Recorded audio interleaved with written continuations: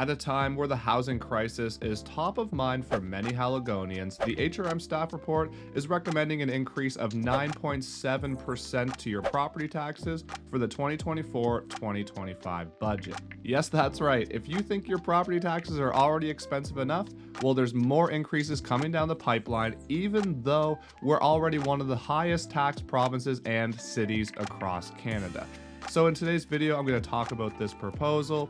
Well, maybe it's a little bit more of a vent session, to be honest. But just before I get into it, if you're new here, my name is Andrew Stevens, and I've been a realtor in Halifax for 9 years. And if you want to be educated on the Halifax real estate market, then this is the channel for you. So go ahead and hit that like button and hit that subscribe button. And if you want to book a call or meeting with me, if you're thinking about making a move in the Halifax Dartmouth area, you can do so anytime in the Calendly link below my description at a time when it's convenient for you.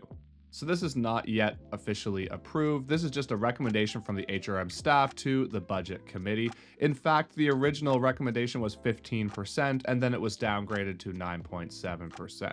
This doesn't necessarily mean that the full 9.7% will be approved in the final budget. I do think it will be a little bit lighter than that, but either way, we're in for a sizable increase to our property taxes in the coming year. Last November, staff proposed an 8% increase to the property tax rate, but after adjustments and council debates, it landed at 5.9% when it was approved in April.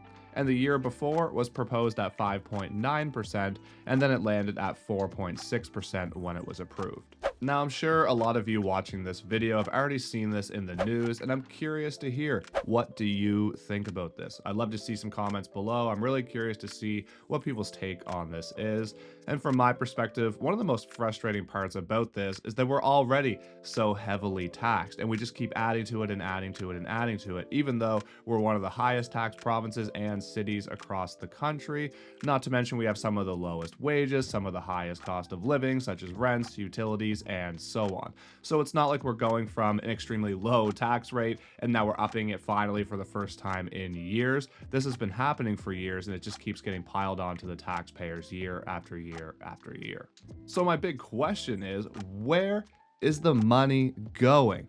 When I look around HRM, I see a lot of things happening that are not 100% necessary, and don't get me wrong, they're great to have. So a couple examples would be the Halifax Commons pool that was done this year was about $20 million. Not to mention there's bike lanes going in everywhere, and the list goes on and on and on. And then it feels like this deficit that they're creating just falls back on the taxpayers year after year. And this year, the deficit is sitting at about $105 million. So even if I just take the one item, such as the Halifax Commons pool at about $20 million, that's almost 20% of the deficit of the budget right there, and that's just one single thing that the city did.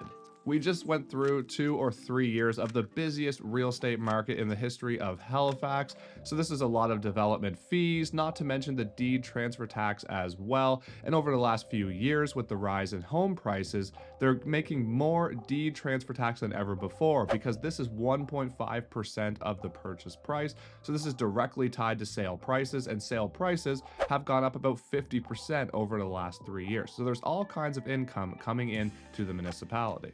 For reference, in 2020, sale prices were up 15.8%. In 2021, they were up 26.1%. And then in 2022, they were up 16.3%. And this increase would be a good increase in income for the municipality, but this year's sales are down from a volume perspective, so there's a big reason why there's a shortfall right there. And along with this, the property assessments have been rising as well. Now, I know a lot of people are on the cap, but there's been a lot of movement in the real estate market over the last few years, and a lot of these tax bills have gone up drastically.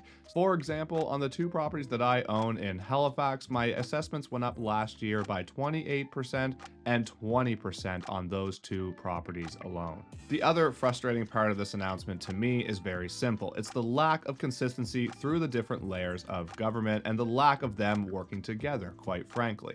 So on one hand, we have the government saying, hey, we have a housing crisis in Canada, and in this case, more specifically, Halifax. And then on the other hand, the city is doing things to make housing more expensive. It just makes absolutely no sense. And recently, the federal government removed GST from new builds, and that put a lot of pressure on the provinces to do the same thing for HST. So now with HST and GST gone from new builds, that will hopefully help get some more developments off the ground from some of these developers that are sitting on the sidelines waiting for a better time. But now the property taxes are going up, so it's one thing after the other, and all of these costs that are being put onto owners and developers and landlords, that's ultimately going to trickle down to a higher cost of housing for tenants and for people buying homes in the future. The more cost it is to carry and maintain and do all these things with the properties, the more the rent is going to be and the more the purchase prices are going to be at the end of the day. It's just that simple.